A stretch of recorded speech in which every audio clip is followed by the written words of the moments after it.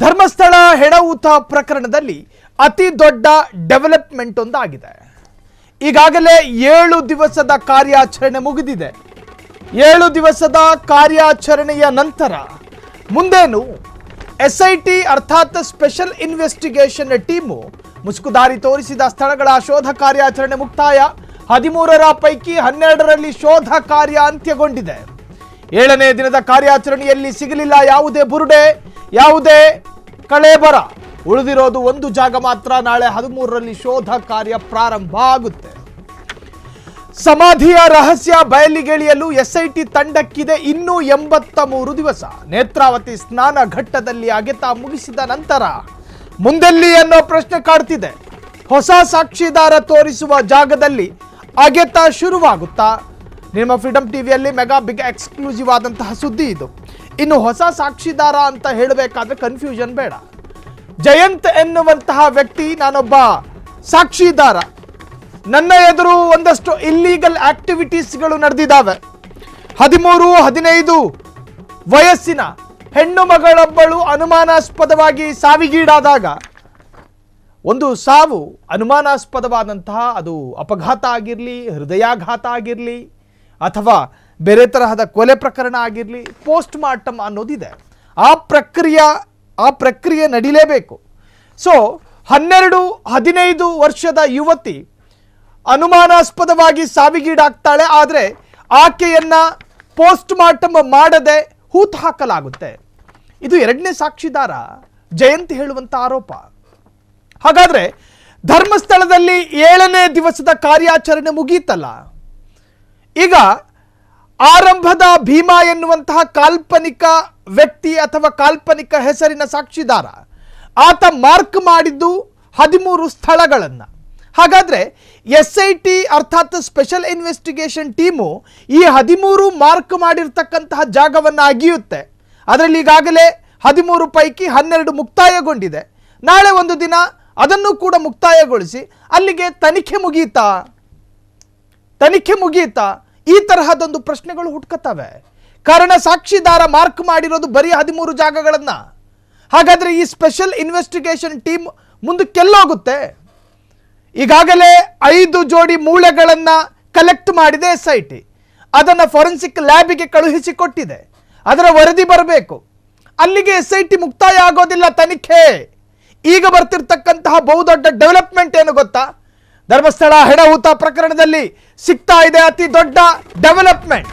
ಹೆಣಹೂತ ಆರೋಪ ಪ್ರಕರಣಕ್ಕೆ mega twist ಇದು. ಧರ್ಮಸ್ಥಳದ ಬಾಹುಬಲಿ ಬೆಟ್ಟಕ್ಕೆ SIT ಎಂಟ್ರಿ ಕೊಡುತ್ತಾ ಅನ್ನೋ ಪ್ರಶ್ನೆ. ಬಾಹುಬಲಿ ಬೆಟ್ಟದ ಬಳಿ ಶುರುವಾಗುತ್ತಾ ಮೆಗಾ ಆಪರೇಷನ್. ಹಳೆ ದೂರುದಾರ ಮತ್ತು ಹೊಸ ದೂರುದಾರ, ಅರ್ಥ ಮಾಡ್ಕೊಳ್ಳಿ. ಹಳೆ ಸಾಕ್ಷಿದಾರ ಮತ್ತು ಹೊಸ ಸಾಕ್ಷಿದಾರ ಇಬ್ಬರು ಬೆಟ್ಟದ ಕಡೆ ಬೆರಳು ತೋರಿಸಿದ್ರ. ಹೊಸ ಸಾಕ್ಷಿದಾರ ತೋರಿಸುವ ಜಾಗಕ್ಕೆ ಲಗ್ಗೆ ಇಡುತ್ತಾ SIT.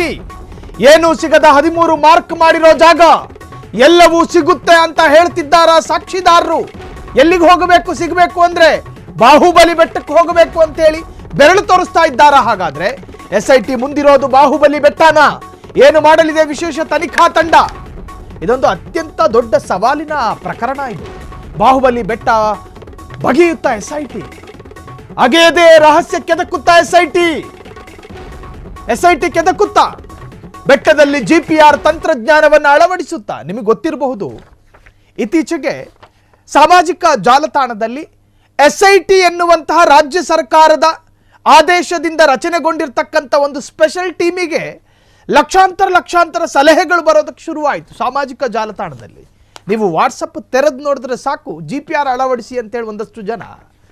SIT ತನಿಖೆಯ ಮೊಹಂತಿ ಸಾಹೇಬ್ರೆ, ಯಾಕೆ ನೀವು ತನಿಖೆಯಲ್ಲಿ GPR ಅಳವಡಿಸಿಲ್ಲ ಅಂತೇಳಿ ಒಂದಷ್ಟು ಜನ. ನೋಡಿ, SITಯ ಕಾರ್ಯಾಚರಣೆಯ ಬಗ್ಗೆ ಫ್ರೀಡಂ ಟಿವಿ ಆರಂಭದ ದಿವಸದಲ್ಲೇ ಸಂತೃಪ್ತತೆಯನ್ನು ವ್ಯಕ್ತಪಡಿಸಿದೆ. ನಾವು ಸಮಾಧಾನ ಆಗಿದ್ದೀವಿ. SIT ಎನ್ನುವಂತಹ ತನಿಖಾ ತಂಡದ ಕಾರ್ಯವೈಖರಿ ಮತ್ತು ಅವರ ಕಾರ್ಯ ಕ್ಷಮತೆ ಎಲ್ಲವನ್ನೂ ಕೂಡ ಸಂಪೂರ್ಣವಾಗಿ ಇಷ್ಟಪಟ್ಟು ಜನರ ಮುಂದೆ ತೆರೆದಿಟ್ಟಿದ್ದೇವೆ ನಾವು. ಕಾರಣ SITಯ ಅಷ್ಟೊಂದು ಆಕ್ಟಿವ್ ಆದಂಥ ಕೆಲಸ. ಸಾಕ್ಷಿದಾರನನ್ನ ಸಂರಕ್ಷಣೆ ಮಾಡುವುದರಿಂದ ಹಿಡಿದು ಅತಿ ಇನ್ಸ್ಟಂಟ್ ಆದಂತಹ ಕೆಲಸ. ಫ್ರೀಡಮ್ ಟಿವಿ ಇಷ್ಟಪಟ್ಟಿದೆ. ಅದನ್ನು ನಾವು ಜನರ ಮುಂದೆ ತೆರೆದಿಡೋದಕ್ಕೂ ಕೂಡ ಅತ್ಯಂತ ಸ್ವಾತಂತ್ರ್ಯವಾಗಿ ತೆರೆದಿಟ್ವಿ. ಸೊ ಈಗ ಏನು ಹೇಳ್ತಾ ಇರೋದು, GPR ಅನ್ನು ಅಳವಡಿಸಿದ್ರೆ ಏನು ಪ್ರಯೋಜನ? ಸಾಕ್ಷಿದಾರ ದೂರಿನಲ್ಲಿ ಉಲ್ಲೇಖ ಮಾಡಿದಂತೆ ನಾನು ತೋರಿಸುವ ಜಾಗವನ್ನು ಮಾತ್ರ ಅಗಿಬೇಕು ಅನ್ನೋ ಕಂಡೀಷನ್ ಇರಲಿಲ್ಲ. SITಗೆ ಏನು ಬೇಕಾಗಿರೋದು, ಸಾಕ್ಷಿದಾರನಿಗೆ ಏನು ಬೇಕಾಗಿರೋದು, ನಾಡಿನ ಜನತೆಗೆ ಏನು ಬೇಕಾಗಿರೋದು, ಸತ್ಯ ಹೊರಗೆ ಬರಬೇಕು. ಬರೀ ಮೂಳೆ ಮಾಂಸ ಮಾತ್ರ ಹೊರಗೆ ಬಂದರೆ ಸಾಲದು. ಭೂಗರ್ಭದಲ್ಲಿ ಅಡಗಿರುವ ಐತಿಹಾಸಿಕ ಸತ್ಯ ಹೊರಗೆ ಬರಬೇಕು. ಐತಿಹಾಸಿಕ ಅಂದರೆ ಏನು ಸಾವಿರಾರು ವರ್ಷದ ಹಿಂದೆದಲ್ಲ, ದಶಕದ ಹಿಂದಿನ ಭೂಗರ್ಭ ಸೇರಿರುವ ಸತ್ಯ ಹೊರಗೆ ಬರಬೇಕು. SIT ತನಿಖೆ ಶುರುವಾಗಿದೆ. ಅದರ ಅರ್ಥ ಒಂದಷ್ಟು ಜನ ವಾದ ಮಾಡ್ತಾರೆ, ಆ ಮುಸುಕು ಹಾಕ್ಕೊಂಡು ಒಬ್ಬ ವ್ಯಕ್ತಿಯನ್ನು ಗ್ರೌಂಡಿಗೆ ಕರ್ಕೊಂಡು ಹೋದ್ರು, ಒಂದಲ್ಲ ಎರಡಲ್ಲ ಮೂರಲ್ಲ ನಾಲ್ಕಲ್ಲ 5 6 7 8 9 10 11 12 ಸಮಾಧಿನ ಆಗಿದ್ರೂ ಕೂಡ ಏನು ಸಿಗಲಿಲ್ಲ. SIT ತನಿಖೆ ಇಲ್ಲಿಗೂ ಮುಗೀತಾ ಹಂಗಾದ್ರೆ ಅಂತ. ಸೊ ಜನ ಈಗ ಸಾಮಾಜಿಕ ಜಾಲತಾಣದಲ್ಲಿ ಹೊಸತೊಂದು ವಾದ ಶುರುವಾಗಿದೆ. GPR ಎನ್ನುವಂತಹ ಒಂದು ತಂತ್ರಜ್ಞಾನವನ್ನು ಬಳಸಿದ್ರೆ ಭೂಗರ್ಭದ ಒಂದು 3 ಅಡಿ ಸೇರಿರ್ತಕ್ಕಂಥ ಒಂದು 3-4 ಅಡಿ ಒಳಗೆ ಕೆಲ ಸತ್ತಿರುವವರ ಅಸ್ಥಿಪಂಜರಗಳು ಇರ್ತವೆ. ಅದರರ್ಥ ಮೂಳೆಗಳು, ಕಳೇಬರ. ಅದು ಇದ್ದ ಕಡೆ ಈ GPR ಅಳವಡಿಸಿದ್ರೆ ಅಂದರೆ ಸೆನ್ಸಾರಲ್ಲಿ ಸೂಚನೆ ಕೊಡುತ್ತೆ, ಇಲ್ಲೇನೋ ಇದೆ ಇದರ ಅಡಿಯಲ್ಲಿ, ನಿಮಗೆ ಸರಳ ರೂಪದಲ್ಲಿ ಅಸ್ಥಿಪಂಜರವನ್ನು ಕಂಡು ಹಿಡಿಬಹುದು ಆ ತಂತ್ರಜ್ಞಾನದಲ್ಲಿ. ಈ ತರಹದ್ದೊಂದು ವಾದ. ಜನರ ಎಲ್ಲ ವಾದಗಳನ್ನ SIT ಸ್ವೀಕರಿಸ್ಕೋಬೇಕು ಅಂತೇನೂ ಇಲ್ಲ. SITಗೆ ಅದರದೇ ಆದಂಥ ತರಬೇತಿ ಇದೆ. ಯಾವ ತಂತ್ರಜ್ಞಾನವನ್ನು ಅಳವಡಿಸಿ ಯಾವ ಪ್ರಕರಣವನ್ನು ಭೇದಿಸಬೇಕು ಅನ್ನೋ ಸಂಪೂರ್ಣ ಪರಿಜ್ಞಾನ SITಗಿದೆ. ಆದರೆ ಜನರ ವಾದಗಳು ಸತ್ಯ ಬೇಗ ಹೊರಗೆ ಬರಬೇಕು ಅನ್ನೋದು ನಮ್ಮ ಕನ್ನಡ ಜನರ ವೀಕ್ನೆಸ್ಸೇ. ಅದು ಸಮಾಧಾನ ಇಲ್ಲ. ಅದರರ್ಥ ಎಲ್ಲ ಕನ್ನಡಿಗರಿಗಲ್ಲ. ಅಂದರೆ ಯಾವ ಒಂದು ಕೇಂದ್ರವನ್ನು ಗುರಿಯಾಗಿಸಿ ಅತ್ಯಂತ ಸುದೀರ್ಘ ವಿವಾದಕ್ಕೊಳಗಾಗಿದೆಯೋ ಆ ಧರ್ಮಸ್ಥಳದ ಭೂಗರ್ಭದ ಒಳಗೆ ಅಡಗಿ ಕೂತಿರುವ ಸತ್ಯ ಹೊರಗೆ ಬರಬೇಕು ಅನ್ನೋ ಆವೇಶ. ಅದು ನಮ್ಮ ಕನ್ನಡ ಜನರ ದೌರ್ಬಲ್ಯ ಅಲ್ಲ. ಪಾಪ ಅವರಿಗೆ ಸತ್ಯ ಬೇಗ ಹೊರಗೆ ಬರಬೇಕು ಅನ್ನೋ ಆವೇಶ. ಅದನ್ನು ವೀಕ್ನೆಸ್ ಅಂತ ಹೇಳೋದಕ್ಕೆ ಸಾಧ್ಯ ಇಲ್ಲ. ಸೊ GPR ಅನ್ನು ಬಳಸಿದ್ರೆ ಅತ್ಯಂತ ಸುಲಭ ರೀತಿಯಲ್ಲಿ ಭೂಗರ್ಭದ ಅಸ್ಥಿಪಂಜರವನ್ನು ಕಂಡು ಹಿಡಿಬಹುದು. ಬೇರೆ ಬೇರೆ ದೇಶಗಳಲ್ಲಿ ಈ ತರಹದ್ದೊಂದು ಮ್ಯಾಸಿವ್ ಪ್ರಕರಣ ನಡೆದರೆ ಇಷ್ಟೊಂದು ವಿಳಂಬ ಮಾಡೋದಿಲ್ಲ. ಮನುಷ್ಯನ ಮೂಳೆಗಳು ಕಾನೂನು ಬಾಹಿರವಾಗಿ ಭೂಗರ್ಭ ಸೇರಿದೆ, ಅದನ್ನು ಹೊರತೆಗಿಬೇಕು. ಏನು ಟೆಕ್ನಾಲಜಿ ಬೇಕಾದರೂ ಬಳಸ್ತಾರೆ, ಪ್ರಯೋಗ ಮಾಡ್ತಾರೆ. ನಮ್ಮಲ್ಲಿನ SIT ಅಧಿಕಾರಿಗಳು ಯಾಕೆ ಇಷ್ಟೊಂದು ವಿಳಂಬ ಮಾಡ್ತಿದ್ದಾರೆ? ಇದು ಜನ ಮಾತನಾಡ್ತಾ ಇರೋದು. ಬಟ್ SITಯ ಕಾರ್ಯವೈಖರಿಯನ್ನು ಪ್ರಪ್ರಥಮವಾಗಿ ಅತ್ಯಂತ ಸಂತೋಷದಿಂದ ಸ್ವೀಕರಿಸಿದ್ದು ನಿಮ್ಮ ಫ್ರೀಡಮ್ ಟಿವಿ.